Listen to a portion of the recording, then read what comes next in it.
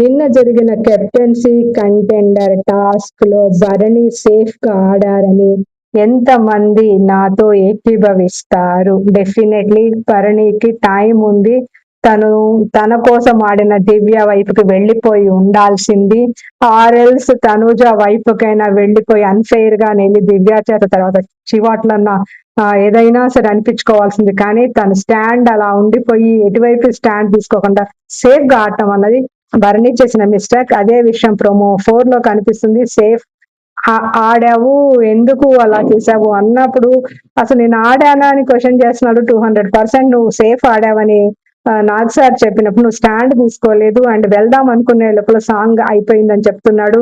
And 2 minutes 14 seconds song లో నువ్వు ఎందుకు వెళ్ళలేదు అని యూనో నాగార్జున సార్ క్వశ్చన్ చేసినప్పుడు తను దివ్య వైపుకి వెళ్దామని చెప్పాడు. అట్లీస్ట్ ఇక్కడ తన ఒపీనియన్ అయితే చెప్పగలిగాడు.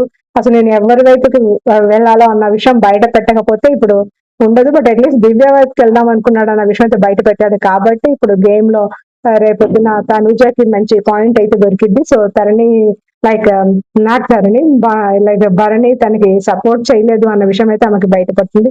అట్లీస్ట్ భరణి సెకండ్ ఇన్నింగ్స్ లో సెకండ్ టైం హౌస్ లోకి వచ్చి సేఫ్ గేమ్ మానేసి సోలోగా ఆడితే ఐ థింక్ ఆయనకి అసలు గేమ్ మీద ఇంట్రెస్ట్ ఉంటే, కప్ మీద ఇంట్రెస్ట్ ఉంటే ఆయన సోలోగా ఆడతాడు. లేకపోతే ఫర్ ఫన్ సీరియస్ మోడ్ లేకుండా వస్తే మాత్రం ఇదే కంటిన్యూ చేస్తాడు.